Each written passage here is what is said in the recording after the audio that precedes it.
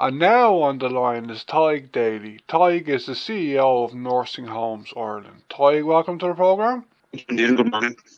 Okay, Tadhg, as this is my first interview with you on Near FM, could you start off by telling me more about who Nursing Homes Ireland are and what your job with them entails of? Yeah, well, indeed, I mean, Nursing Homes Ireland is the national representative organisation for the private and voluntary nursing sector. There are about 450 private and voluntary nursing homes across the country, providing care in a home from home to almost 26,000 older people, and our members employ directly about 40,000 people. So obviously nursing homes have an essential part of a well-functioning health service, and I'm effectively the chief executive and the spokesperson for Nursing Homes Ireland. Okay, I know this is related to the main issue I got in touch with you to do this interview today, Ty, but is it true to say, I think it is, that COVID-19 had a huge unwelcome impact and effect on your organisation and the people you work with in general?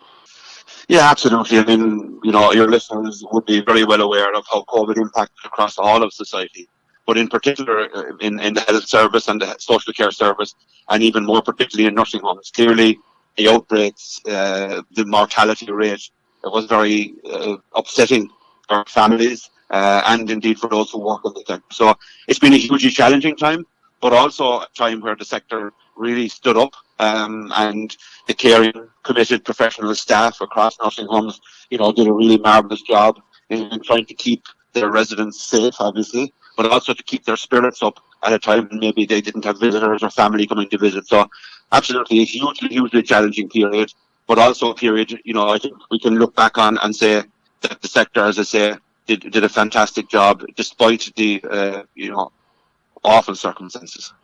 Yeah, I know one woman whose mum was in a nursing home. She's since passed away, related to COVID as well, actually. But anyway, she was in a nursing home during COVID, and the woman I know went through hell through the period in worrying about her because like there was little, if any, visiting time and things like that. So I think there was a huge impact on visiting times, was there?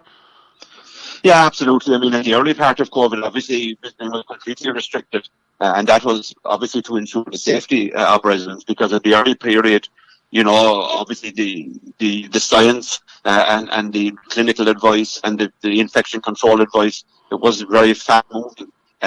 So yeah, it was very difficult. But I was encouraged there recently. The National Care Experience Survey also surveyed residents and spoke of the time of COVID, and the results from that survey highlighted that over 90% of residents had a very positive or a positive experience of nursing home care. So while it was extremely challenging and very hard, obviously on families and residents, as I said, the staff really did such a super job in trying to keep people covered. So, we looked at other ways of communicating, such as FaceTime and Zoom. Obviously, it's not obviously as visiting, but trying to keep people's spirits in at the time of COVID, because residents were also obviously concerned, about what they were hearing in the news. So it was a very difficult time for all concerned. Okay, and because of COVID, or maybe starting with COVID, a lot of nursing homes are closing down. Can you tell me more about this, Ty? Yeah, ultimately, from your point of view, it's important to understand that nursing home care is funded through the Fair Deal scheme. So, in effect, the fee, if you like, or the per resident per week amount is set by the state. And there's been a long-running issue with the funding of nursing care. There's been a number of independent reports which have highlighted that the sector is chronically underfunded. And what we've seen this year alone, as you said, there's been 16 nursing homes that have closed. Over 45 nursing homes have closed in the last 4 years. So that's basically down to the fact that they're unviable, and that there's the funding provided under the Fair Deal is insufficient, and threatening the sustainability of both current and future provision. Clearly, we have an ageing population. This is something we should be absolutely celebrating and looking for. And what's happening with the closures, obviously it's heartbreaking for the families and for the residents who have to leave what is their home. So a very challenging time all round. But as an organisation, we're committed to working with the Minister, with the Department of Health, and others to address and to, I suppose, stem the tide of closures, if you like, because the closures will have a huge impact, as I say, on families, but also on the wider health service. And you're saying that this kind of trend started about 4 years ago. It's only in the last year or so that we have a huge cost of living increase as well, isn't it? That's right. I mean, what we've seen, historically, we would argue that the sector was underfunded. And then, as you say, we had COVID where people probably exhausted whatever reserves they had. And then we entered into a period of hyperinflation. And clearly nursing homes are 24/7, in terms of energy, for example, light and heat, but also food and other consumables. So all of those increases are very, very significant. I mean, the nursing home, doesn't have the ability to close, one day a week or shut the doors early. It is, as I say, 24/7. So that's having a huge impact on an already under pressure sector. Okay, was the budget which was announced over a month ago, Tadhg, any use to your organisation and your members? Yeah, I mean, we were encouraged in it. Very good engagement with Sir Butler over a long number of months to discuss the crisis in March of this year.